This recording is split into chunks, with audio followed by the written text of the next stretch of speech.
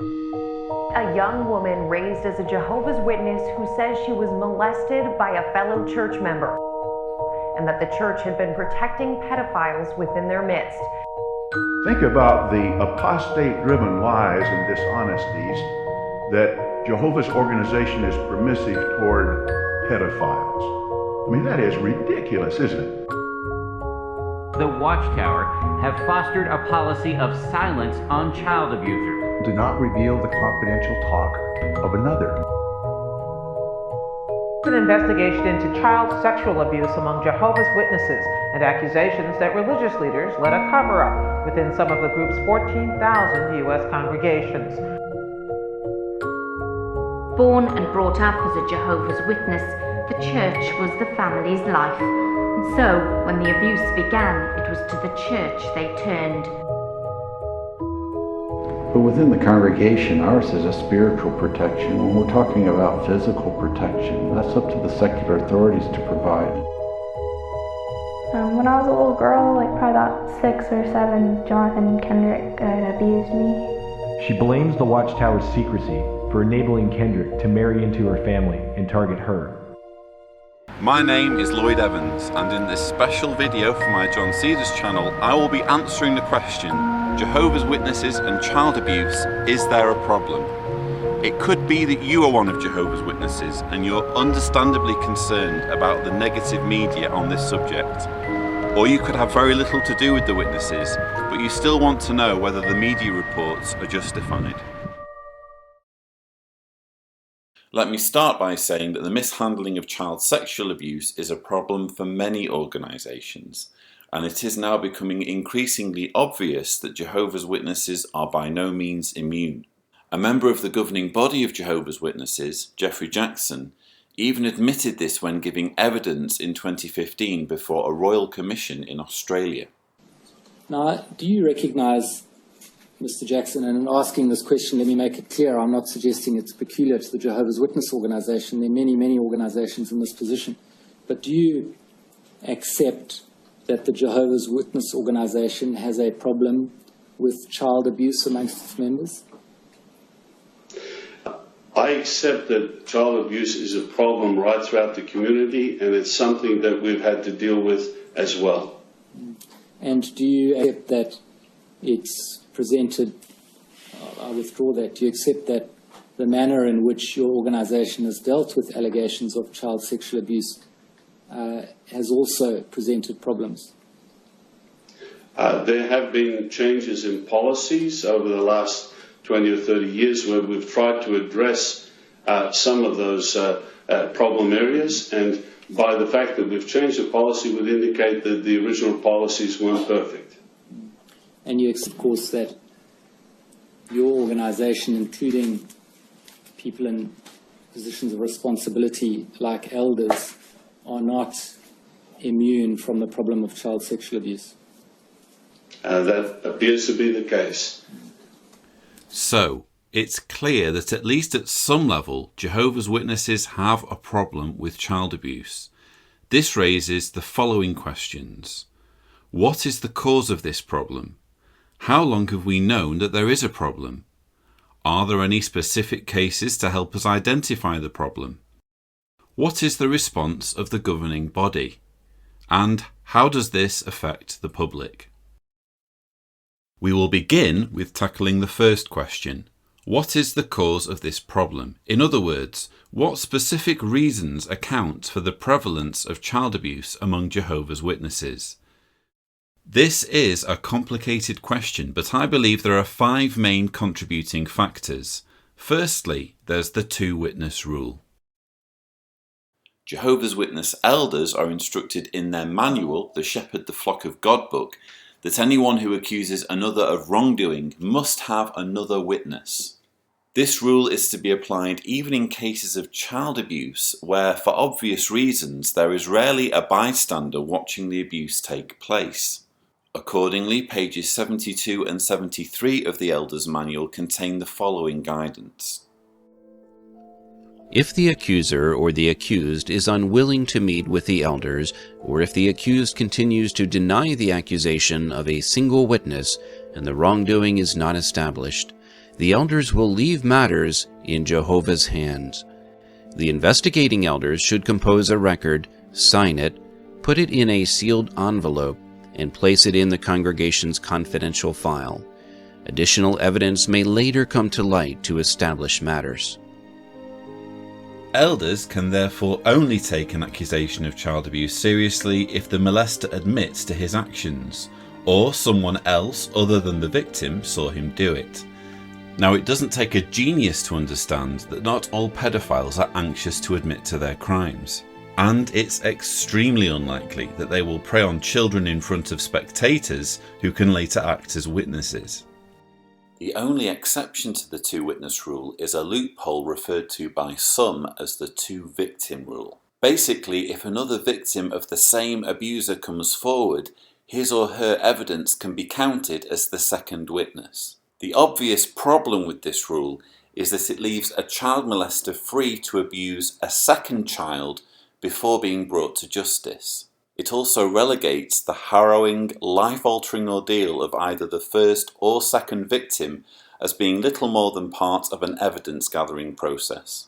It would be the same as saying of an accused murderer, we'll know if he really is a murderer if we let him loose and he murders someone else.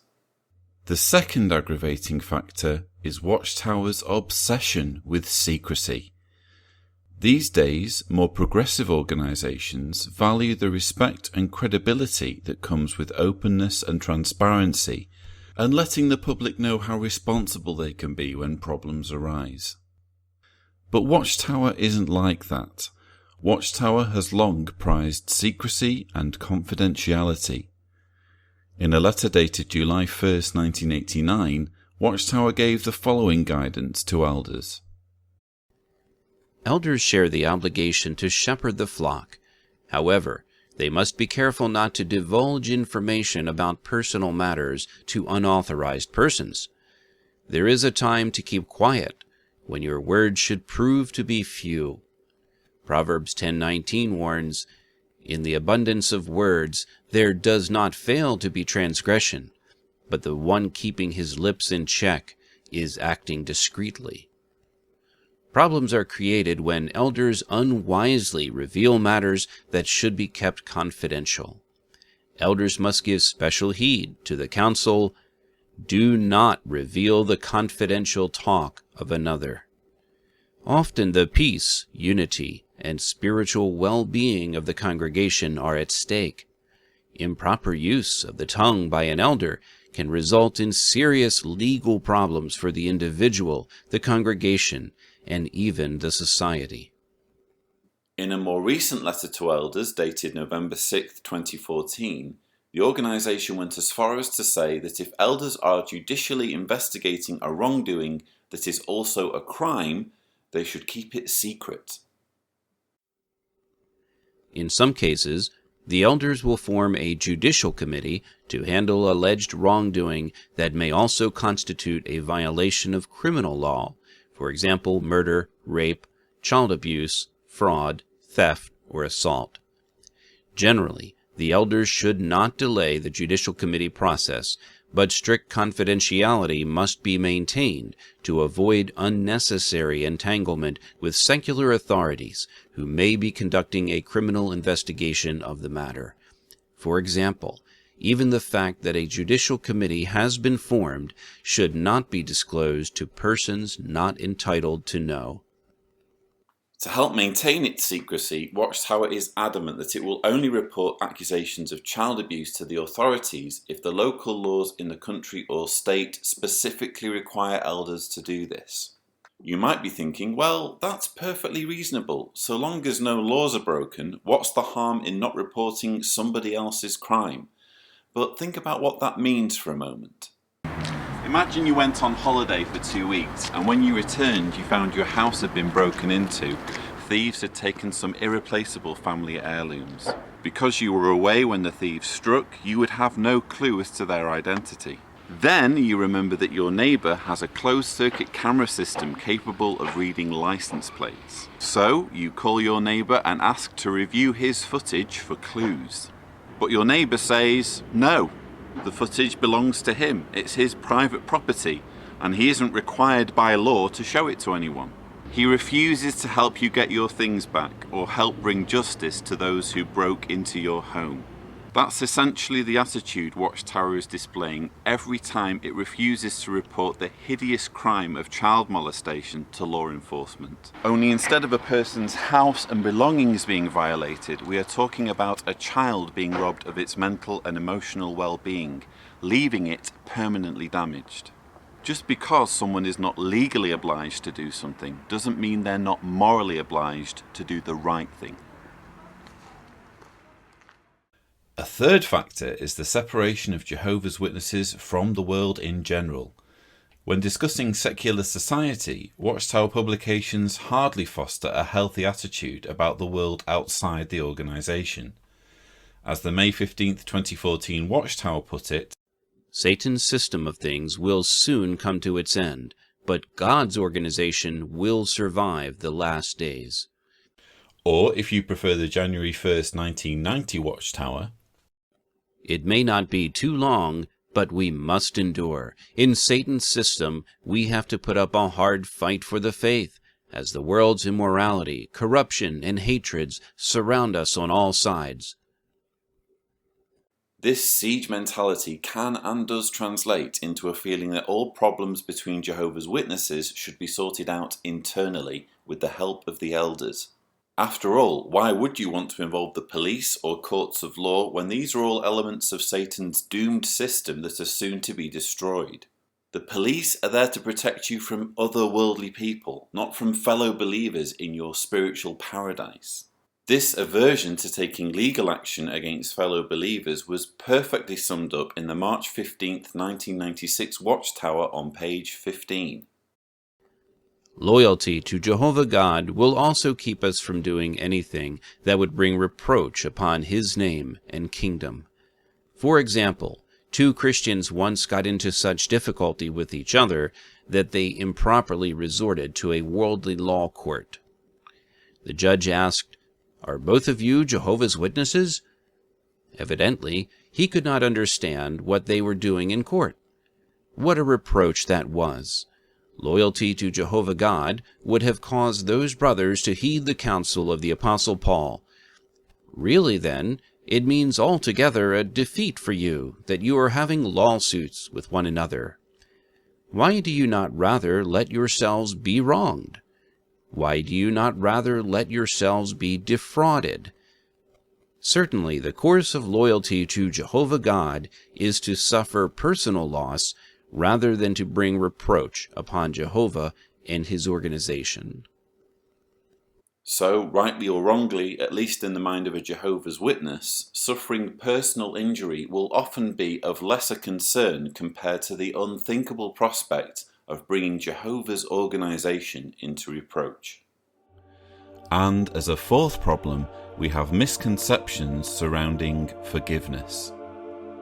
Like many evangelical denominations, Jehovah's Witnesses teach that any sin, no matter how serious, can be forgiven. But how far should this go when it comes to pedophilia? For example, should someone who molests children be forgiven to the extent that he is appointed to a position of trust within a church or congregation? Should it be possible for a pedophile to serve as an elder? As recently as October 2012, Watchtower sent out a letter to all elders that essentially said, yes. It cannot be said in every case that one who has sexually abused a child could never qualify for privileges of service in the congregation. That same letter told elders that notoriety was a key factor in deciding whether a pedophile could serve as an elder or not. If nobody in the congregation knew about that person's history, then the pedophile could be deemed irreprehensible or free from accusation and therefore fit for appointment.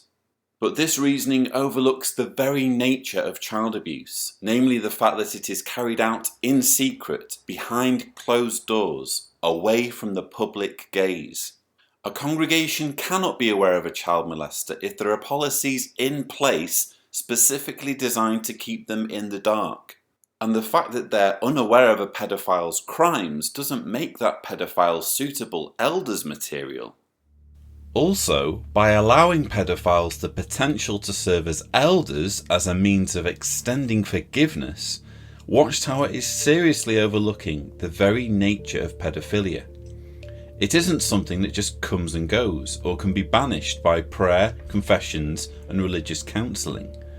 Small progress is being made in rehabilitation techniques, but it is being made by skilled professionals with years of experience in working with offenders, and even they will admit that some pedophiles simply cannot be rehabilitated. Forgiveness of pedophiles on religious grounds is therefore an entirely misguided concept, especially when used to justify allowing child molesters to assume positions of trust. I'm sorry, but if you've raped a child, you don't get to run for political office, you don't get to work as a teacher or family doctor, and you don't get to be any kind of responsible church leader, ever. Get used to it. Finally, there is a problem that eclipses and influences all of these previous four factors. I'm referring to the perception among witnesses that child abuse is first and foremost a sin and only a crime by coincidence. This flawed thinking, in my view, overshadows everything. For example, if the governing body were to consider child abuse as a crime in the same way as murder is a crime, they wouldn't insist on having two witnesses or two victims of the same perpetrator. They would tell elders to make sure all victims go to the police straight away and let justice take its course.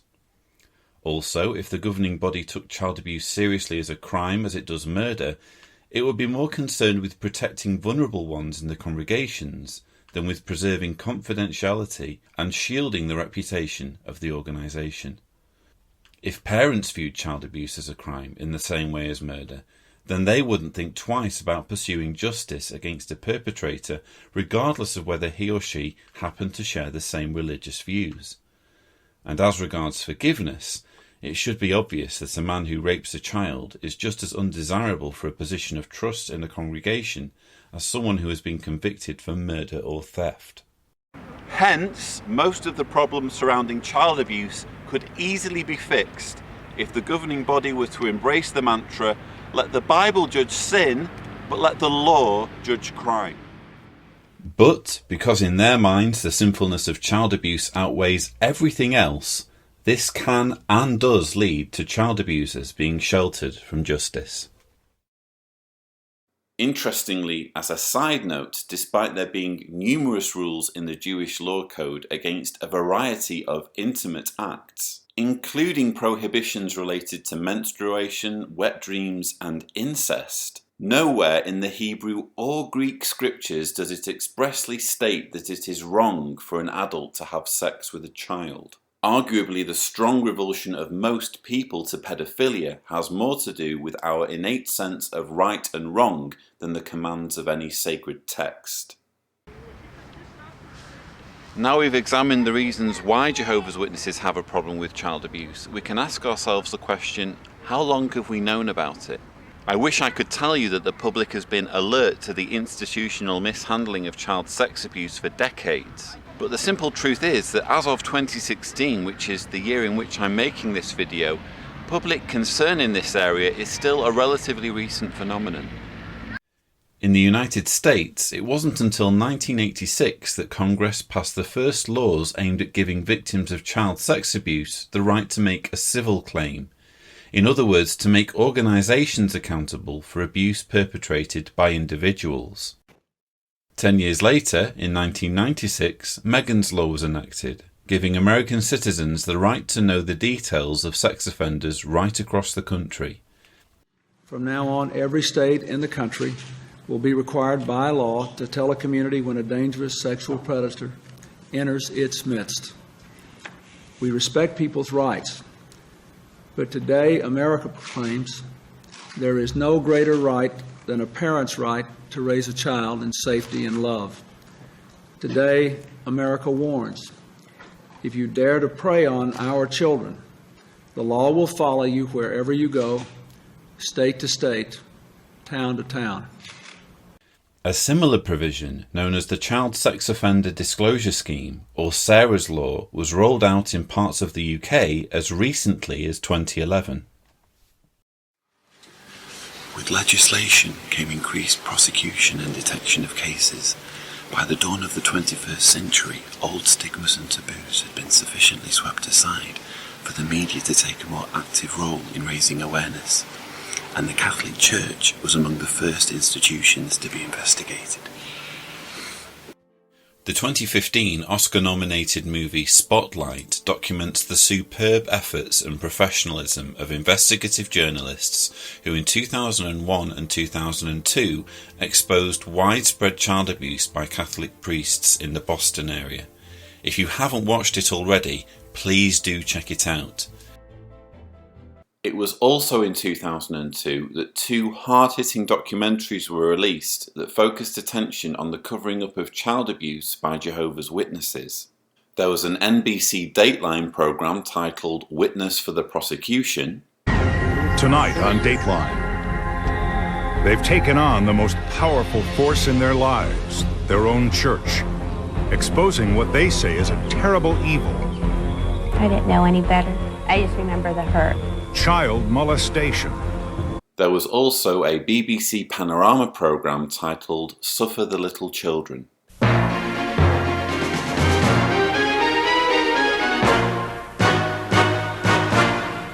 Over 6,000 Jehovah's Witnesses are in town for their district convention. Panorama is here too. We're looking for answers from the leaders of an organisation that's under fire, facing mounting allegations that it's shielding abusers, silencing victims, and putting children at risk. The Panorama documentary aired in the UK on July 14th, 2002, which was a Sunday. I can vividly remember that morning being in a Kingdom Hall in North Wales where I was away for the weekend with some friends. After the meeting, an elder stood on the platform and read a letter to the congregation. That same letter was read out at every congregation in the UK. It said, in part, In recent weeks, the press in this country has focused attention on the way accusations of child abuse are handled by various religious organizations. Such reports may cause some sincere individuals to ask about the procedures followed by Jehovah's Witnesses. Therefore, we believe that it will be beneficial to review with you our Bible-based position so that you will know how you ought to give an answer to any who may inquire. Simply stated, we abhor the sexual abuse of children and will not protect any perpetrator of such repugnant acts from the consequences of his gross sin. We expect the elders to investigate every allegation of child abuse. Even one abused child is one too many. However, in evaluating the evidence, they must bear in mind the Bible's clear direction. No single witness should rise up against a man respecting any error or any sin. At the mouth of 2 witnesses, or at the mouth of 3 witnesses, the matter should stand good. Everyone knew that this letter was intended to prepare us for a documentary being shown on TV that same evening, a Panorama programme. I returned home and watched it with my dad and sister.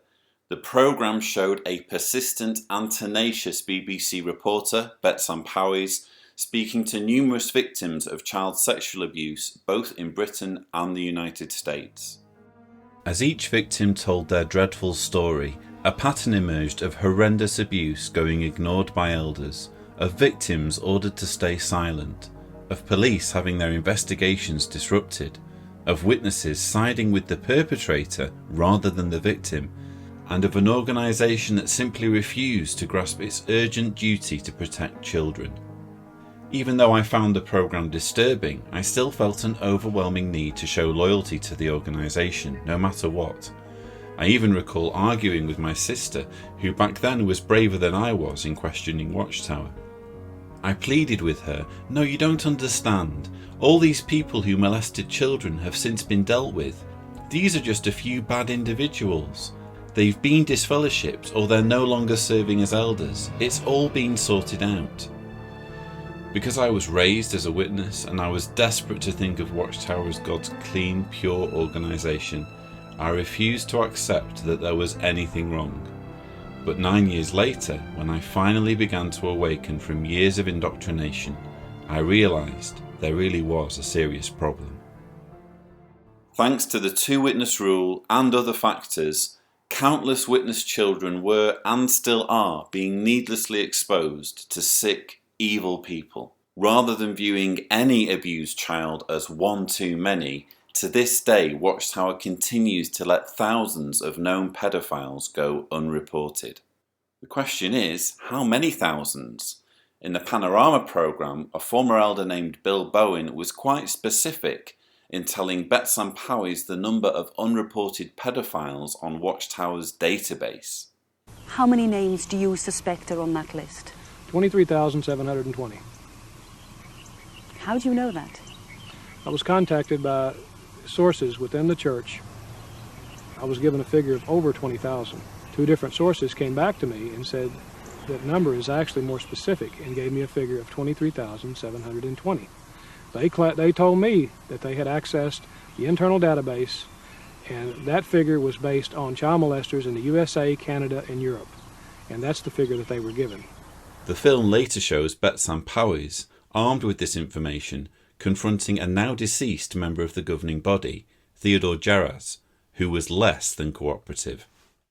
So it was back to America and back to a Jehovah's Witness convention in Tulsa. We'd been told we'd find a member of the governing body here. Ted Geras is one of the men responsible for the church's child protection policy. For more than 2 months we've been asking them for an interview. We want answers to some simple questions. Why do they keep their database of suspected paedophiles secret?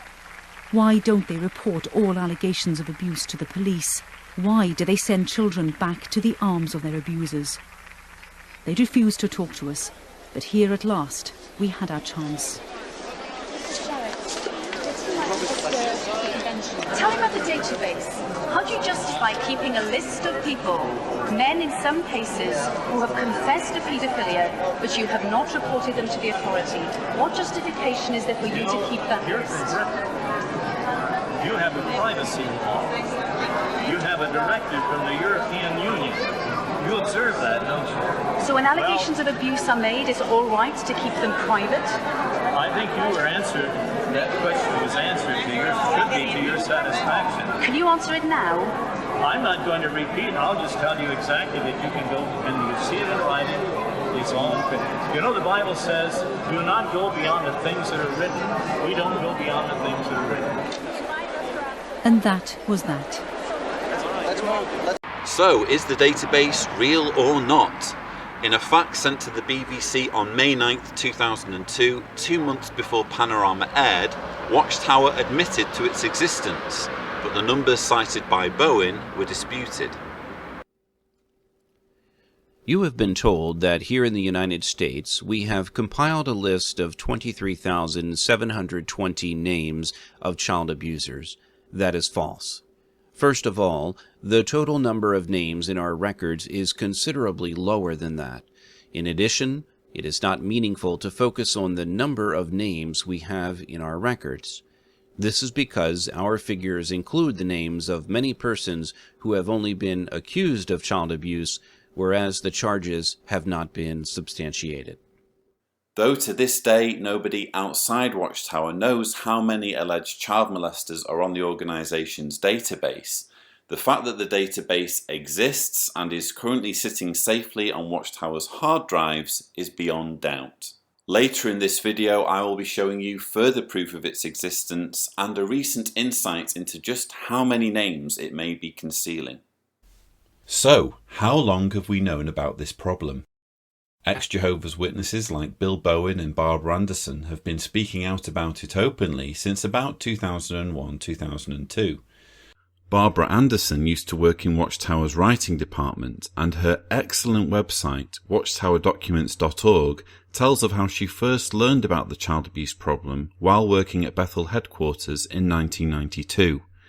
What she discovered led to her leaving the organisation in 1998 and starting her activism work shortly thereafter.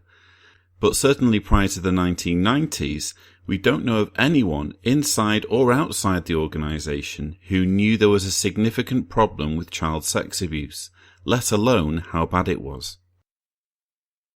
Only with fairly recent improvements in legislation and growing media scrutiny could the full scope of the problem begin to be realised. And in many ways we're still just scratching the surface in our understanding. For every case we learn about, it's reasonable to assume that there are many, many more. This brings us to our third question. What specific cases do we know about? There are countless publicised cases from which to choose. In fact, news stories about new victims are presently popping up faster than I can keep track of them.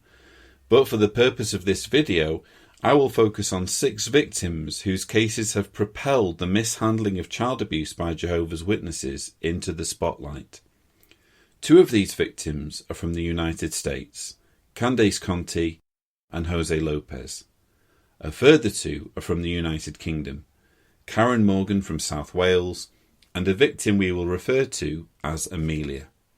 And for privacy reasons, our last 2 victims are known only as BCB and BCG. Both are from Australia. We'll start with Candace Conti.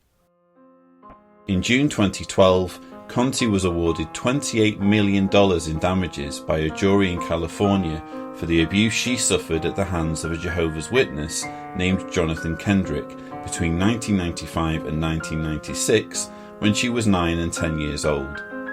Watchtower was found responsible because prior to Conti's abuse, Kendrick's elders knew that he had molested his stepdaughter, but they did nothing to prevent him from moving on to other children. All they did was remove him as a ministerial servant. They even allowed Kendrick to pair off with Conti in the preaching work. In this report for ABC News, Candace Conti describes her ordeal. Do you remember your first impression of Jonathan Kendrick? He's just a big person. Found him very scary. When Candace was 9 years old, she says she was abused by a well-liked member of her small congregation in Fremont, California.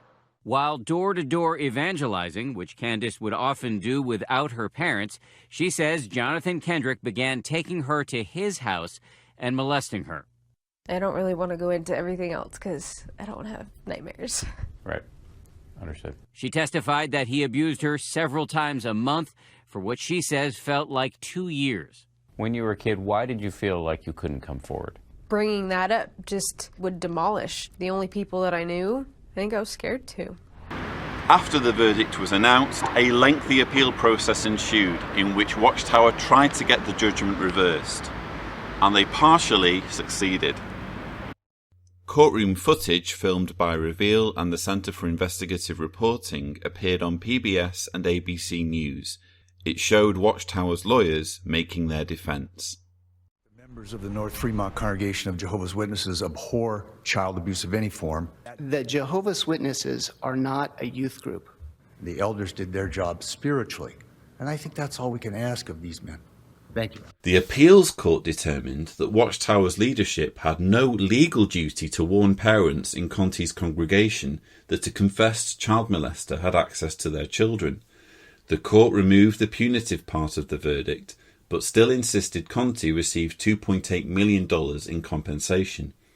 It was decided that whether there was a legal duty to protect children or not, Conti's elders had still paired a 9-year-old girl with a pedophile in the preaching work, which was considered a church-sponsored activity. Not long after the appeal verdict was announced, the case was settled. Despite ending in something of an anticlimax, the Candace Conti case will go down in history as groundbreaking. It was, after all, the first time a jury had ruled against Watchtower in a child sex abuse case. And by bravely going public with her story, Conti inspired a flood of other victims to step forward and pursue justice. One such victim was Jose Lopez. Lopez had been one of 8 children abused by a witness named Gonzalo Campos between 1982 and 1995 in the San Diego area. Elders knew Campos was a child molester as early as 1982, but took no action. Instead, even while Campos was accumulating more victims, they rewarded him with congregational privileges, first by making him a ministerial servant in 1988, and then by appointing him as an elder in 1993. It wasn't until 1995 that Campos was finally disfellowshipped, but by 2000 he managed to get reinstated. In 2009, Campos's victims learned that he was regularly attending meetings and began pursuing legal action. Soon after, in 2010, Campos fled to Mexico, where he has remained ever since. Though Campos managed to slip through the fingers of justice, the organisation that had for so long concealed his crimes was less fortunate. In February 2013, one of the victims, Jose Lopez, filed suit against Watchtower for his abuse, after his fellow victims each received a substantial settlement from the organisation, believed to be millions of dollars in total. Lopez won the case and was awarded $13.5 million in damages. The story was covered in this news report. It took a San Diego man 30 years to finally talk about the abuse that happened at this church. The fact that he was just given $13.5 million didn't make it any easier. It's been very hard on me. Those are the first words 36-year-old Jose Lopez has spoken publicly about what happened to him in 1986. It's never going to be over. This man, Gonzalo Campos, was an elder teaching Bible study at the Kingdom Hall of Jehovah's Witnesses when he started abusing a then 6-year-old Jose Lopez. I did abuse him. That video deposition was obtained by Team 10 last year. It helped convince a judge to award Lopez $13.5 million. Ordered to pay? The Watchtower.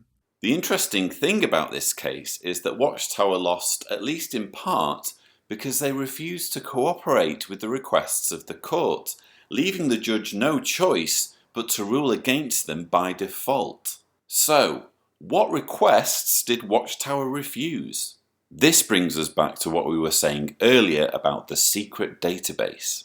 Lopez's legal team successfully argued that the database was itself a key piece of evidence in demonstrating Watchtower's failure to report child molesters. Trey Bundy, an investigative reporter for Reveal, describes what happened next in this interview with the Huffington Post. And talk to us, I don't know if we have time to go into some of the specific cases, but maybe we'll just bring up Jose Lopez. That's what we have time for now. He was molested when he was 7 years old by a Jehovah's Witness congregant in San Diego, and a judge awarded him $13.5 million when his case against the witnesses concluded in October. But how in particular was this lawsuit really able to shed light on the religion's database of predators? This was a really important suit, and one of the reasons is because it resulted in what looks like a really rare admission. You had a Watchtower official testifying in the case that since 1997, they've directed all bodies of elders across the United States to report to the Watchtower any known child abusers. The Watchtower has been gathering this information for almost 20 years now, and the information is very detailed. It's what's the person's name? How old was the victim? Does anybody else know about this? So Erwin Zalkin, the attorney for Jose Lopez in San Diego, subpoenaed this database. The Watchtower official, a man named Richard Ash, said that there was so much information and it was mixed up in so many millions of documents and so many, more than 14,000 computer files, that it would take years for them to produce that information, to extract the data on all they know about child sex abusers. Zalkin brought in a software expert who testified they should be able to do it in less than 2 months. And at that point, the Watchtower essentially said, we're not going to provide this. As a result, the judge threw the Watchtower's defense out of court and issued a default judgment, $13.5 million. Well, certainly incredibly disturbing stuff. Trey, thank you for joining us today. Thank you. But refusing a court order to produce its database wasn't the only thing Watchtower was punished for. It also refused a subpoena for the appearance of its most senior governing body member, Gerrit Loesch. In his desperation to get out of appearing on the stand, Loesch sent a statement in which he emphatically argued against having any involvement with Watchtower's child abuse policy. He said, "I am not and never have been a corporate officer, director, managing agent, member or employee of Watchtower. I do not direct and have never directed the day-to-day operations of Watchtower. I do not answer to Watchtower. I do not have and never have had any authority as an individual to make or determine corporate policy for Watchtower or any department of Watchtower. Watchtower does not have and never has had any authority over me. Goodness knows what would happen if an ordinary Jehovah's Witness stood up and said words similar to that in a congregation meeting. Needless to say, the court didn't buy it, and they ruled against Watchtower accordingly. After the trial was over, Lopez's lawyer Erwin Zolkin was interviewed on JW Podcast, which is a show hosted by a mix of former and inactive Jehovah's Witnesses, including myself. During our interview, I will never forget Zolkin relating a chilling exchange he had with one of Watchtower's lawyers. Our goal is not to destroy the Jehovah's Witnesses. No. They may think that's what we're after. We are really after trying to get them to change what are really just antiquated and dangerous policies. And when we resolved our first few cases with them, one of the things I asked their lawyers, and Mario Moreno in particular, was, what can we do to change this so that this doesn't keep happening? And he looked at me and said, we're never changing this. I said, well, we'll see about it. We'll see. So, at least according to Mario Moreno, the governing body is in no mood to learn its lessons, despite multiple courtroom defeats, a barrage of negative media exposure, and millions of dollars in settlements. We now switch our focus from the USA to the UK for our next two cases. Karen Morgan was around 12 years old when she began being abused by her uncle, Mark Sewell, who was then a ministerial servant. Sewell started kissing her on the lips and progressed to arranging situations for them to be alone so he could kiss her with his tongue. Sewell would also get Karen to lie on top of him and would caress her back while in his underwear. Halfway through his abuse of Karen, Sewell was appointed an elder.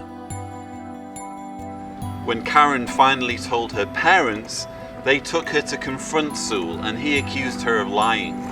More meetings with elders followed, but far from being productive, these only made things worse, as Karen was repeatedly made to confront her abuser.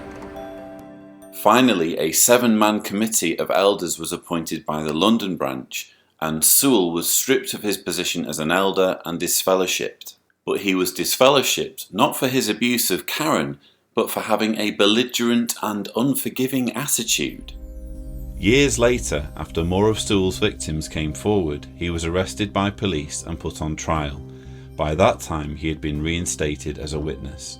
Jehovah's Witnesses gave no help or cooperation to police and prosecutors throughout their investigations. During the trial, it came to light that evidence against Sewell dating back 20 years had been shredded by the organisation. And out of 8 or 9 elders who were involved in judicial hearings against Sewell following the abuse, only one agreed to give evidence in court, and even he attempted to retract his statement. The trial culminated in a guilty verdict for Sewell, who was imprisoned for 14 years on 8 sex charges, including rape. Karen told the BBC that his abuse of her wasn't the only thing that had left her traumatised. Born and brought up as a Jehovah's Witness, the church was the family's life. And so, when the abuse began, it was to the church they turned.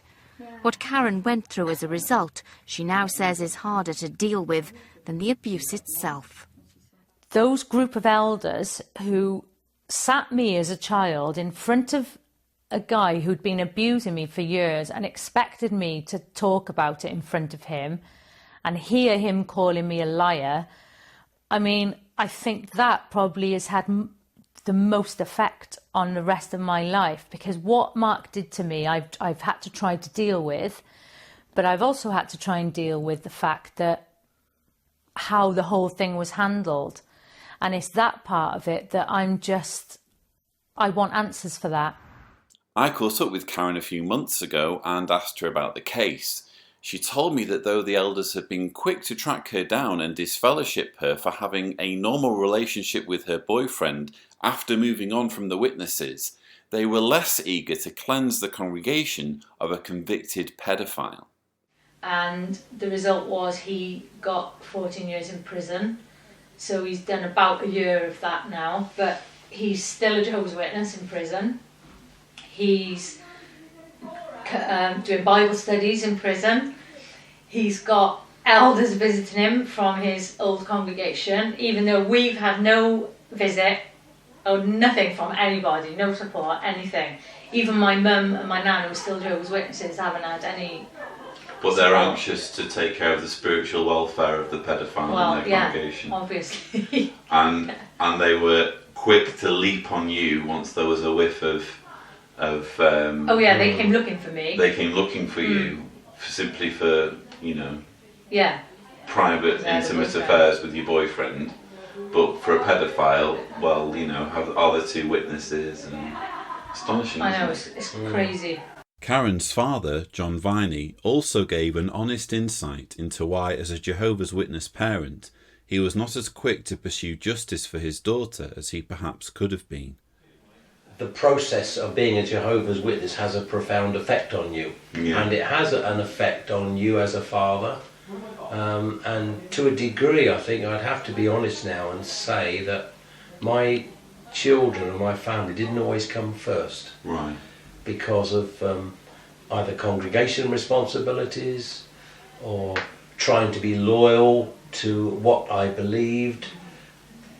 On some occasions, I think I was not as robust as protecting my children as I could have been.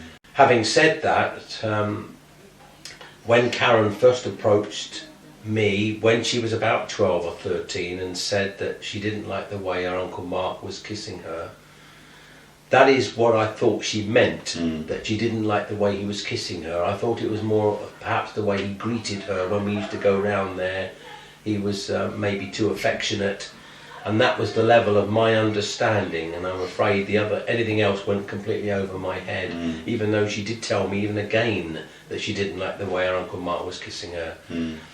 So I was somewhat naive, really, and perhaps also didn't want to think of anything else, although I actually don't believe at that time that I thought something else might be going on. It was only when she was a teenager and was going through a difficult time, when she was first cutting her arms with some self-abuse, that was the first time that the alarm bells went off, and I thought, what on earth is going on here? And almost then, as a dad, you have to drop whatever you've got, and you think, wow, I need to pay attention to this. We now turn to another UK victim of child abuse within Jehovah's Witnesses, who we will refer to as Amelia. Between 1989 and 1994, when Amelia was between the ages of 4 and 9, she was abused by a ministerial servant named Peter Stewart. Shortly after the abuse began, Stewart was removed as a servant for abusing another child, but the elders allowed him to keep many of his privileges, giving him free license to continue abusing Amelia. The attacks took place in Amelia's home, in Stewart's home, in a shed, and in cars. Stewart tormented Amelia, telling her that she was a sinner, telling her that she was guilty of fornication, telling her that she would die at Armageddon. In 1995, Stewart was convicted for assaulting another child and sent to prison for 5 years. When he was released, Amelia was terrified his abuse would continue, so she did 2 things. She contacted her elders and she contacted the police. The police took things very seriously, and 72-year-old Stewart was arrested and charged, although he died in 2001 before the case came to trial. The elders, however, had little sympathy. They told Amelia that because there had not been 2 witnesses to her abuse, there was nothing they could do. At the urging of her husband, Amelia finally took legal action against Watchtower, and her lawyers consulted with Candace Conti's lawyers back in America in bringing the case.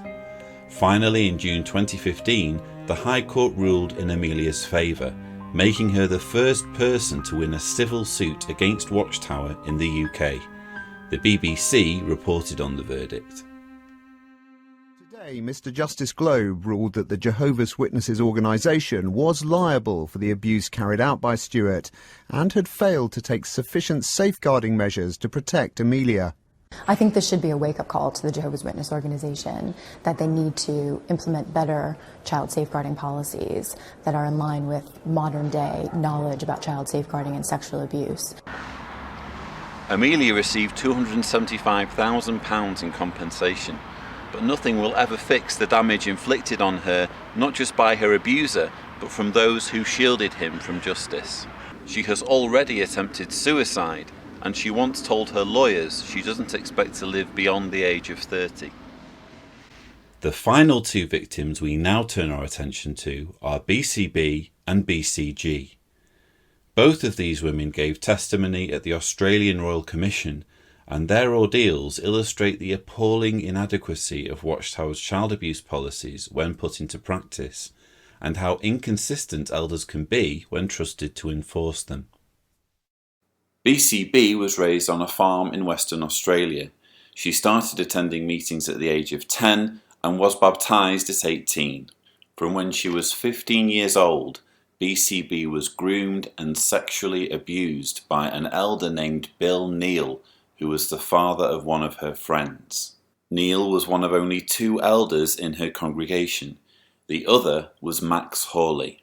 Years later, when BCB, together with her husband, approached Max Hawley about the abuse, a meeting was arranged with the circuit overseer and Bill Neal. Astonishingly, Neal was brought into BCB's home by the elders for this all-male meeting. Neal was defiant and defensive and accused BCB of walking around his house wearing revealing clothing, a typical blame the victim routine. Max Hawley told the Commission that even though he had no reason to disbelieve BCB's allegations, he was powerless to take action against Neal because there was no second witness to the abuse. Hawley later told BCB not to mention her abuse to anyone out of respect for Neal's family. He and the circuit overseer believed BCB enough to insist that Neal step down as an elder, but not enough to take judicial action against him or to inform the authorities. Once no longer an elder, Neal still had an active role in the congregation, and BCB was required to see him several times a week, including at meetings held at his house. In a letter to Watchtower, Hawley and the circuit overseer expressed that they would like Neal to serve as an elder again once this has died down. Exasperated by her treatment, by 2014 BCB had decided to take her accusations to the Royal Commission. An elder telephoned her husband and asked whether she really wanted to drag Jehovah's name through the mud. The same elder, Joe Bello, admitted before the Commission that such coercion completely contradicted the organisation's own guidelines to never dissuade a victim from approaching the authorities. In giving evidence before the Commission, BCB told of how her ordeal had changed her and affected her confidence. The abuse definitely changed who I was. It destroyed my confidence and my self-esteem. Even though the sexual abuse stopped when I was 19, I have continued to feel like Bill's victim well into my adult life. I've had a lot of therapy to address what Bill did to me, but I still have trouble feeling a sense of closure about what happened. I still feel that Bill was never made to face any consequences for what he did to me. I felt like Bill's position as an elder contributed to his power over me. Similarly traumatised by her experience was BCG from Queensland.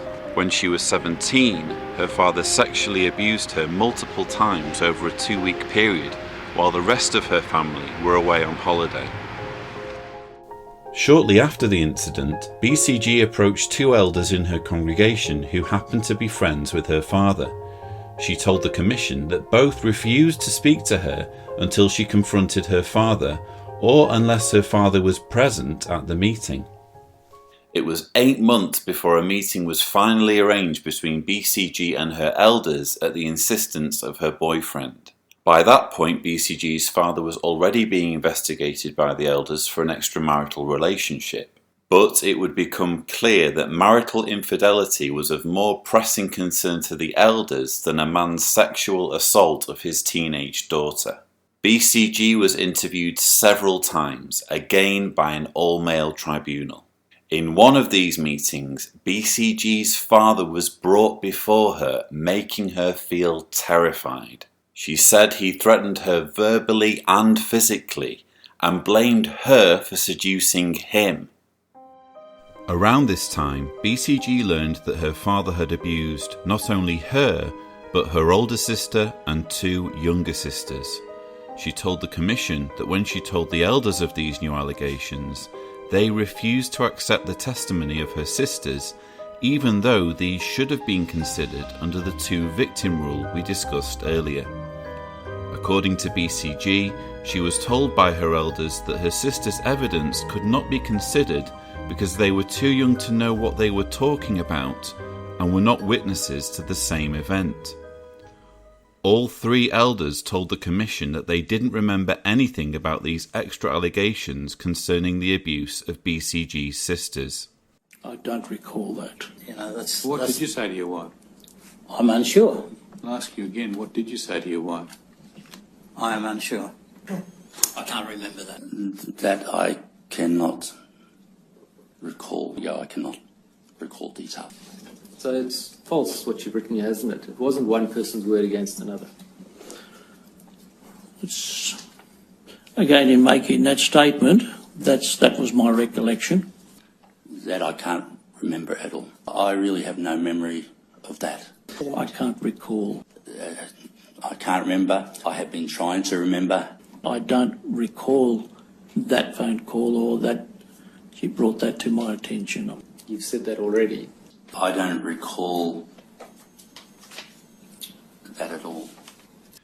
They also admitted that they believed BCG to be a genuine abuse victim, but said they were powerless to take action because they lacked sufficient evidence.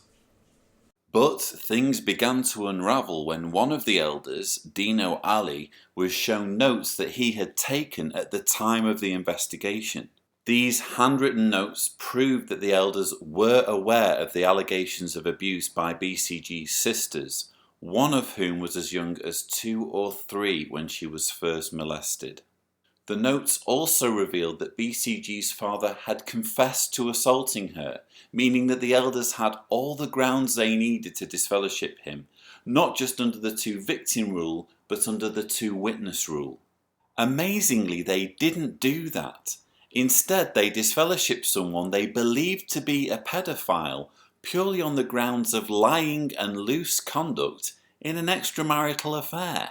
Worse still, the elders' notes revealed that BCG was warned never to mention her abuse to anyone, not even her soon-to-be fiancé. Unsurprisingly, the horrendous treatment of BCG by her elders left her feeling vulnerable and even suicidal. She said it was only ever the authorities who took her seriously. At trial, my father denied all charges against him. It took 6 years and 3 trials before he was finally convicted for the indecent assault of me. The elders who presided over the committee meetings and the appeal committee meetings gave evidence at the committal and at voir dire during the first trial, but the trial resulted in a hung jury. The second trial was declared a mistrial. My father was convicted at the third trial at the end of 2004. He was sentenced to 3 years imprisonment. The trials were easy compared to what I had been through with the elders during the committee meetings. I would go through it 20 more times if I had to. At least the court has rules when questioning survivor witnesses. The Jehovah's Witnesses can do and insinuate whatever they want, and there are no protections for the victims at all. I've had no contact with any of the elders involved in the committee meetings or from the Mariba congregation or from the Watchtower since my father was convicted. During my teens, I was at times depressed and suicidal, and this became worse after my father's sexual abuse of me while my mother was away at Expo 88. I also attempted suicide several months after the committee meetings in 1989 as a result of my experience of the committee meetings with the elders. And I couldn't bear the judgment of those around me, the public vilification and ostracism. I wanted to dig a hole and die. The only time I felt my upset feelings were heard was when I went to the police. Nobody else, up until that point, had acknowledged that what my father did to me was wrong and he should be made to answer for it. I have at times lived a life in fear of being ostracised, shunned and vilified by those around me. I have always lived in fear of my father. I have lived in fear of Jehovah. I thought I had done all the right things. I had put my trust in Jehovah, but nobody protected me. They only made it worse. Again, an abuse victim was silenced. Again, evidence was ignored. Again, the police were left out altogether. And again, incompetent men failed utterly to implement already flawed guidelines. But this was just the tip of the iceberg. Before the Commission began hearing the testimony of BCB and BCG, its senior counsel, Angus Stewart, explained how Watchtower in Australia had been ordered to produce its records related to child abuse, which brings us back to what we were saying earlier about the database. When the Royal Commission received the files just for the Australia branch alone, what it found was astonishing, as related in this news report. Australia only has about 70,000 Jehovah's Witnesses. Still, when the Royal Commission came knocking, it discovered the church also has a staggering 1,006 files on alleged pedophiles within its flock. So that's 1,006 alleged pedophiles on Watchtower Australia's records from 1950 to 2014. And bear in mind that these records were only created because of judicial action being taken. In other words, we are talking about 1,006 individuals either approved or disfellowshipped for pedophilia by elders over a 65-year period. But the worst was yet to come. Evidence will be put before the Royal Commission that of the 1,006 alleged perpetrators of child sexual abuse identified by the Jehovah's Witness Church since 1950, not one was reported by the Church to secular authorities.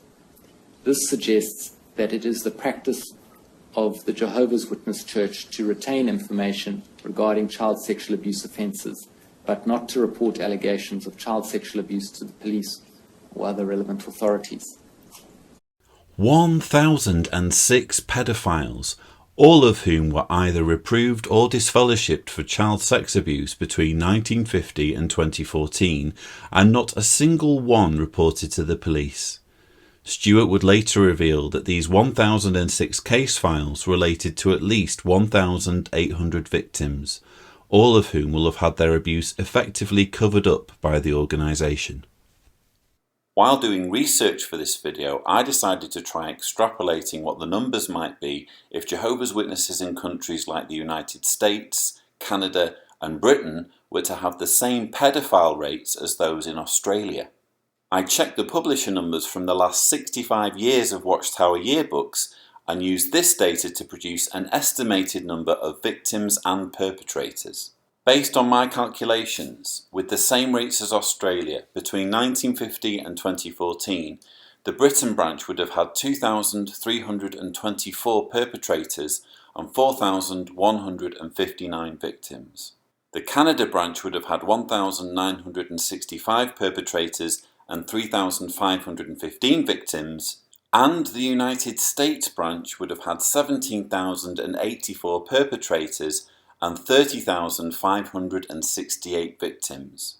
The combined total for the United States, Australia, Canada and Britain, 22,379 perpetrators and 40,041 victims. Again, I would go to pains to point out that these are just extrapolations. We can't be definite until Watchtower releases its database records for all countries the same as it was forced to do in Australia. But even so, if my extrapolation turns out to be accurate, we are talking about tens of thousands of pedophiles who have never faced justice. Bowen's 23,000 number wasn't so unbelievable after all. So, we've heard about the reasons why there is a child abuse problem among Jehovah's Witnesses. We've examined the relatively brief history of the problem being brought into sharp focus by a few brave and determined individuals, including victims, lawyers, legislators, activists and journalists. And we've looked at specific cases indicating that on a vast scale, Watchtower has failed to protect children, exposing them to lasting psychological damage at the hands of child molesters. Clearly, there is a huge problem, which leaves us with one burning question. What is the governing body doing to fix it? I'm afraid this is where it gets really depressing. As of 2016, the governing body of Jehovah's Witnesses is made up of these 7 members. Now, for the purpose of this video, I'm going to focus on 4 of them. Gerrit Loesch, Stephen Lett, Anthony Morris III, and Jeffrey Jackson. We've already heard of how Gerrit Loesch refused to appear before a judge and give evidence, even though this resulted in Watchtower losing the case to the tune of $13.5 million. If you're a religious person, you might be familiar with what Jesus told his followers at Luke 21 verse 12. But before all these things happen, people will lay their hands on you and persecute you, handing you over to the synagogues and prisons. You will be brought before kings and governors for the sake of my name. Nobody was persecuting Loesch or treating him harshly. Instead, he had an opportunity to set the record straight regarding Watchtower's child abuse policies and defend the organization's reputation in a court of law. He refused, costing Watchtower $13.5 million, and you can be sure that every cent of that payment came out of funds that were contributed towards the preaching of the kingdom good news. No wonder Watchtower's having problems financially at the moment. We in no way want to be categorized with other organizations, religious and otherwise, that coerce their supporters to donate. However, because all of us have the privilege to donate funds, we would like to let you know something about our current situation.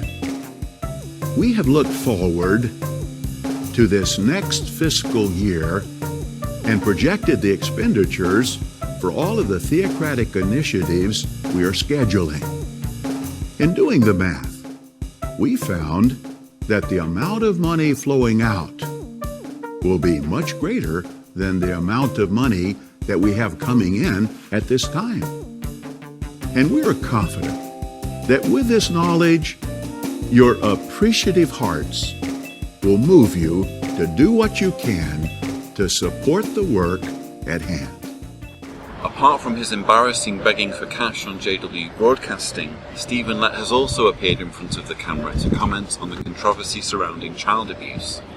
Another way we can contribute to the oneness, rejecting false stories that are designed to separate us from Jehovah's organization.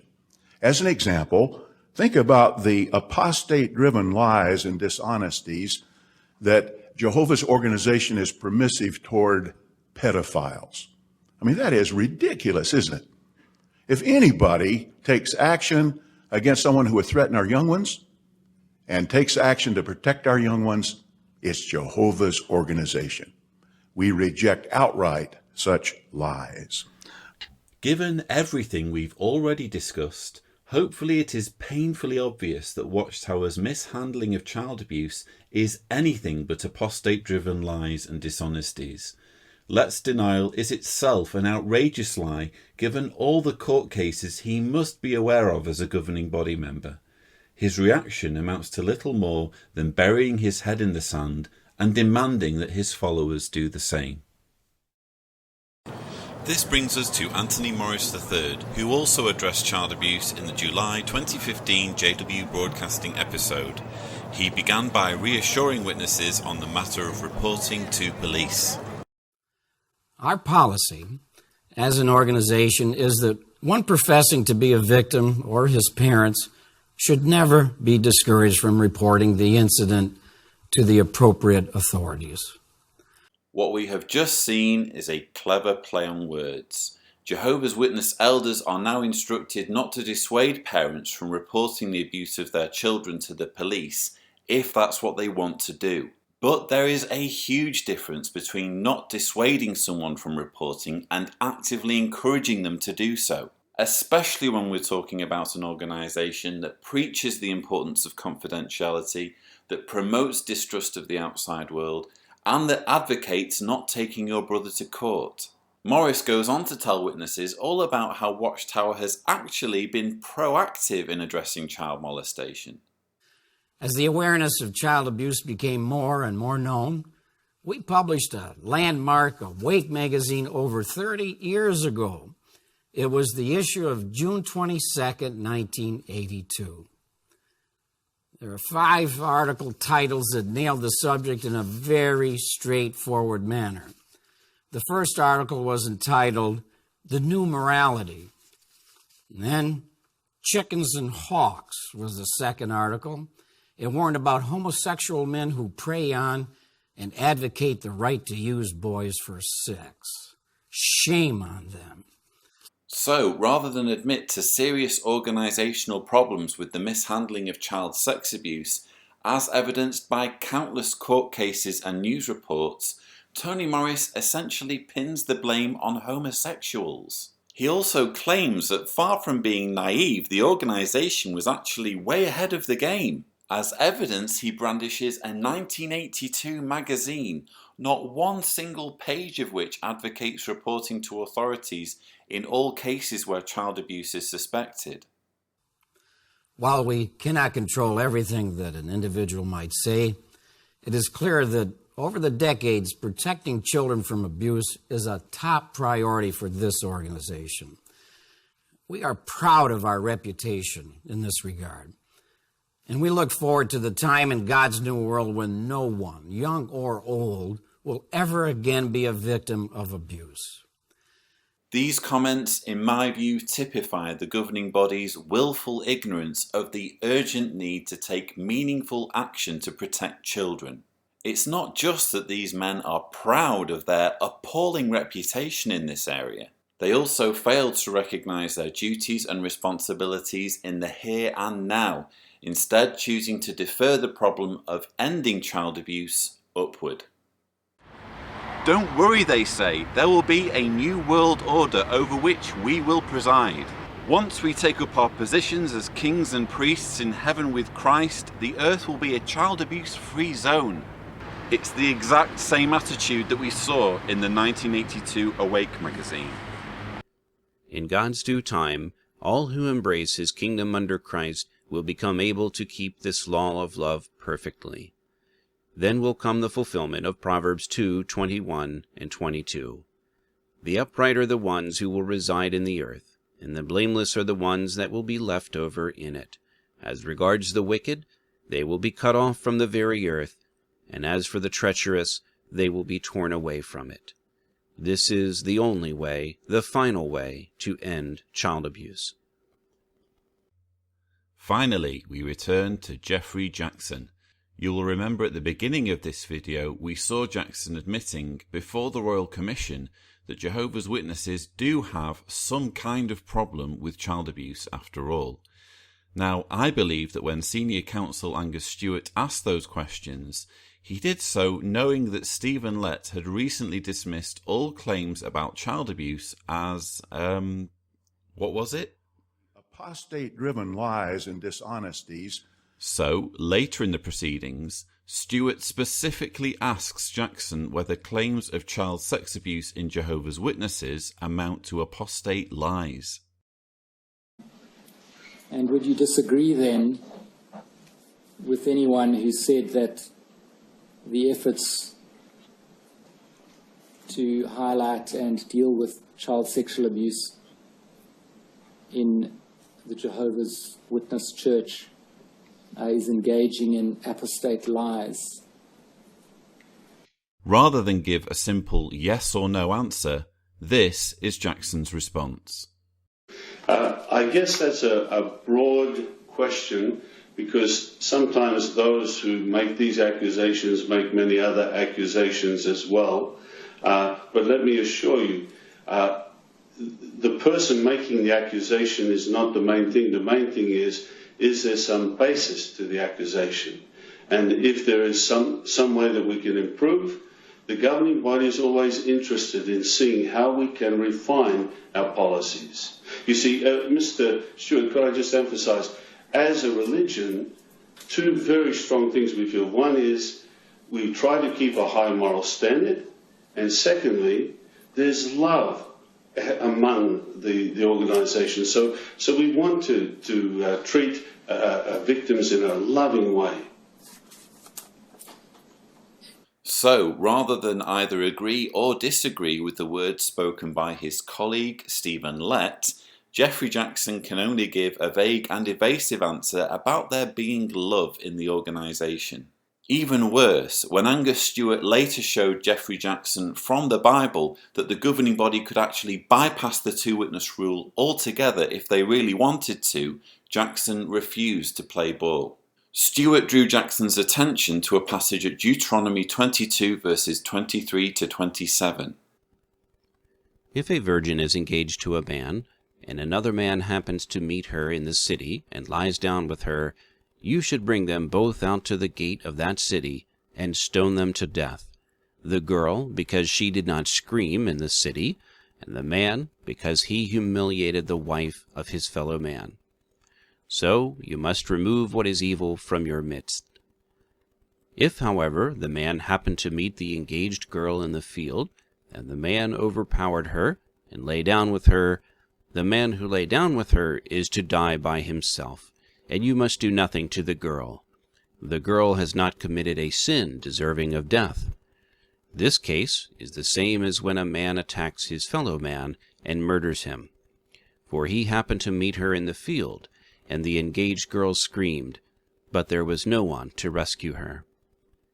What Angus Stewart was offering was a get-out-of-jail card. The governing body, if it wanted to, could allow accused pedophiles to face justice without two witnesses and still claim a scriptural basis for such a policy. After all, a man raping a girl in a field without any witnesses is surely no different for the purpose of argument to an adult raping a child without anyone watching. Stewart therefore landed his punch brilliantly by asking Jackson, Yes, is it not the case that had Jesus been asked about a case of sexual abuse, he may have referred back to this part of Deuteronomy and said that it's not required to have two witnesses? Clearly taken off guard, Jackson could only reply, I certainly would like to ask Jesus that, and I can't at the moment. I hope to in the future. But that's a hypothetical question which if we had an answer, then we could support what you said. Weeks later, after appearing before the commission, Jackson sent written testimony entirely dismissing the scriptural loophole Stewart had uncovered. He said, It is important to note that the two contrasting situations in verses 23 to 27 of Deuteronomy chapter 22 do not deal with proving whether the man is guilty in either situation. His guilt is assumed in both instances. In saying that he happened to meet her in the city and lay down with her, or he happened to meet the engaged girl in the field and the man overpowered her and lay down with her, in both instances the man had already been proved guilty and worthy of death this being determined by proper procedure earlier in the judge's inquiry. But the question at this point before the judges, having established that improper sexual relations had occurred between the man and the woman, was whether the engaged woman had been guilty of immorality or was a victim of rape. This is a different issue, although related to establishing the man's guilt. Jackson was effectively arguing that the two-witness rule overrides the provision for adjudicating cases of rape in Deuteronomy. In his opinion, the rapist in Deuteronomy 22 would have already had his guilt established without the woman's testimony. Essentially, Jackson trusts that the rapist would have given elders a full confession that he raped the girl in the field. This is despite the fact that he would have faced the death penalty for doing so. Not only does this argument make no logical sense, it's also interesting to note that in the space of just 3 weeks, Jackson went from hoping to ask Jesus about a certain verse in Deuteronomy to suddenly having all of the answers about that same verse. New light had been received in record time, and it had given the governing body a free pass to continue applying the two-witness rule, even in cases of child rape. Angus Stewart summed up his understandable frustration at all of this in his written findings to the Commission. It is submitted that Mr. Jackson was evasive and unhelpful in assisting the Royal Commission to understand whether there is scope for interpretation of the two-witness rule such that would allow for action to be taken in circumstances where there is only one direct witness to an incident of child sexual abuse. It is further submitted that the current position is that where the victim is the only witness to an incident of child sexual abuse, and the abuser does not confess, the Jehovah's Witness organization will not take action until such time as a second child is abused in similar circumstances by the same accused person. It is submitted that this position is untenable and is completely at odds with the organization's expression of abhorrence of child sexual abuse. So, despite the best efforts of the Royal Commission, Jeffrey Jackson's testimony didn't move them any closer to addressing the main problems with the governing body's flawed policy. Even when presented with a golden opportunity to bypass the archaic two-witness requirement when deliberating over reports of child rape, the governing body rigidly stuck to its guns, meaning that countless witness children will continue to be put at risk.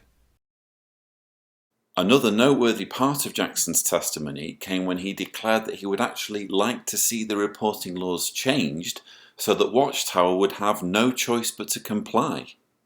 So perhaps you can address that question specifically, which is this: is there a scriptural basis to that policy being, or practice being, not to report child sexual abuse allegations to the authorities unless required by law to do so?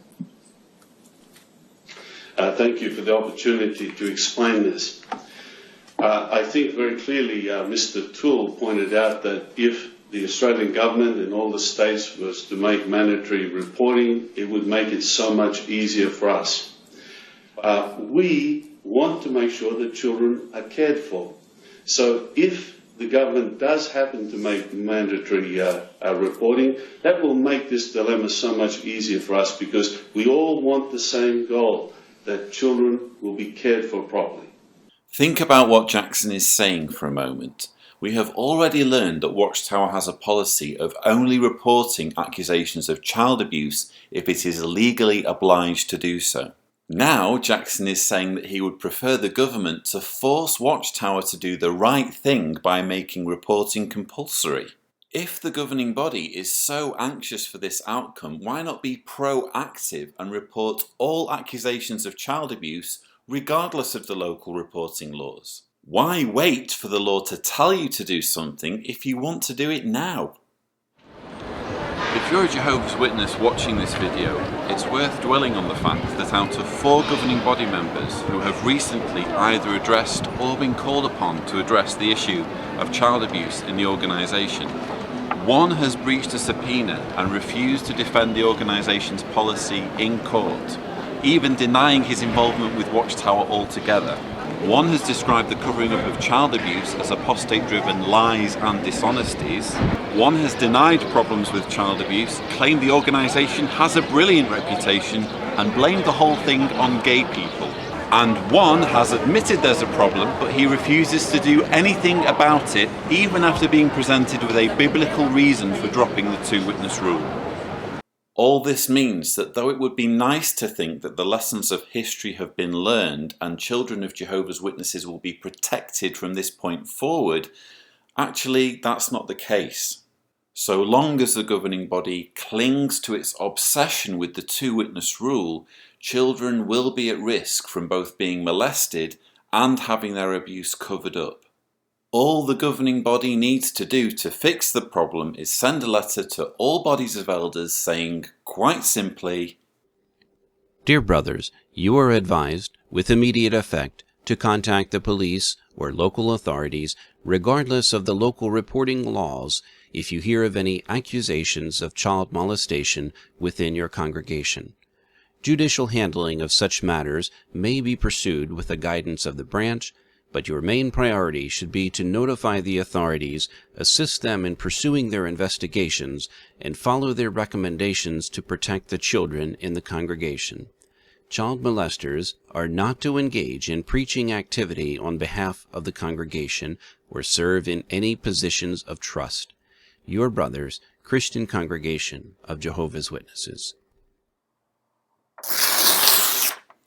Unfortunately, this letter doesn't exist, and it isn't likely to exist either, at least not for the foreseeable future. After all, if Watchtower is happy to lose millions in court costs and subject itself to a flood of negative media exposure rather than protect children, how can we expect them to budge on this issue anytime soon?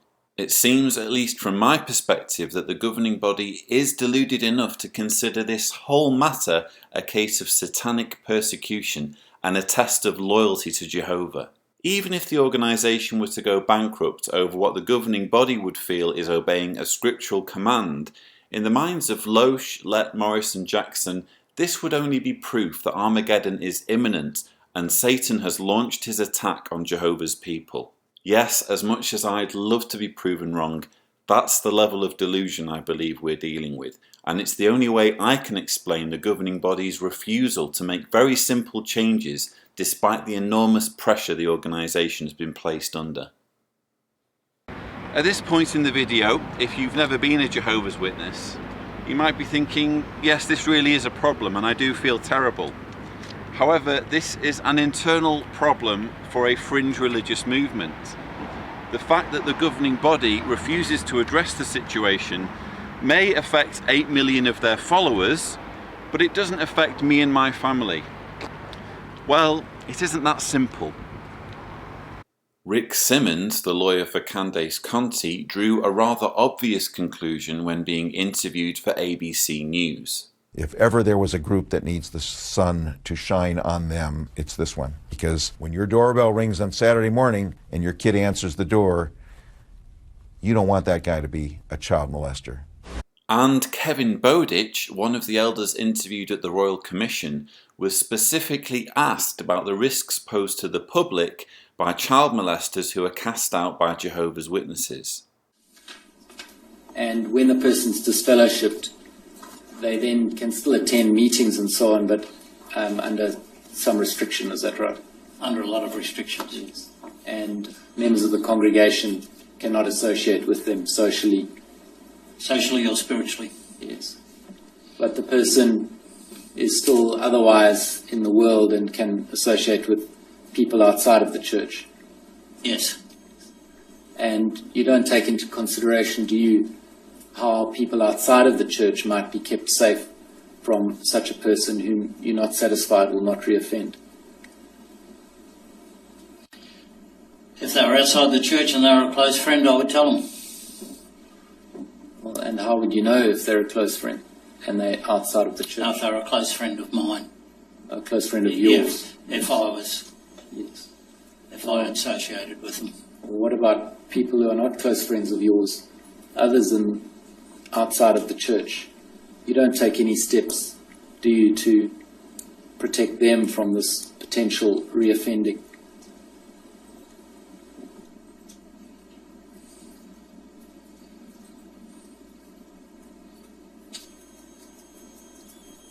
you're concerned with the congregation principally, Yeah, aren't you? we're concerned with the congregations. We are shepherds of the congregation.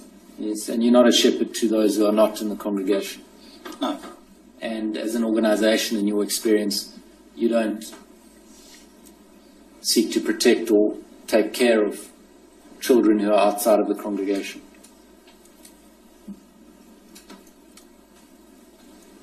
That's a broad statement. Well, I can limit it. Yeah, limit it, In your please. decision on whether or not to disfellowship someone, you don't take consideration of children outside of the congregation. Do take consideration of them, but what ability have we got to protect every child in Australia? Well, what you can do is you can report to the child protection authorities. And that is done in some cases. But generally it's not done, is it? No. It's not done unless there's a legal requirement for it to be done, is there? That is true. Let's be clear on this. If Jehovah's Witnesses have a problem with pedophiles, then everyone has a problem with pedophiles. After all, door-to-door preaching is a central tenet of the witness faith. All witnesses, regardless of their past, are required to come to the doors of people in their community, doors that could be answered by children. And even if a pedophile is cast out of the religion so that he can no longer preach on behalf of the congregation, if unreported, he could still present a threat. A witness pedophile who is disfellowshipped without being reported is effectively being unleashed into the community without being on the radar of the local authorities, free to offend again. This problem really does affect everyone. So, in summary, we have looked at the causes behind the problem of child abuse in Jehovah's Witnesses, the reasons why we haven't known about this problem until fairly recently, the specific cases that prove the problem exists, the governing body's astonishing refusal to do anything, and the threat this poses to the public. If by any chance you are one of Jehovah's Witnesses, first of all, well done for making it this far through a quite long and rather depressing video. As someone who was a witness until quite recently, I know how difficult all of this must be to take in. But at some point you should be asking yourself, if this truly is Jehovah's organisation, how do I rationalise the governing body's failure to protect kids from one of the most emotionally devastating crimes they can suffer? Could it be that Jehovah's Witnesses are just one in a long line of man-made religions claiming to represent God, but whose selfish, narrow-minded and unloving practices completely contradict those claims? You owe it to yourself to take some time to examine the evidence and think it through carefully. I'm Lloyd Evans and you've been watching my John Cedars channel. Please subscribe for more videos and thank you for watching.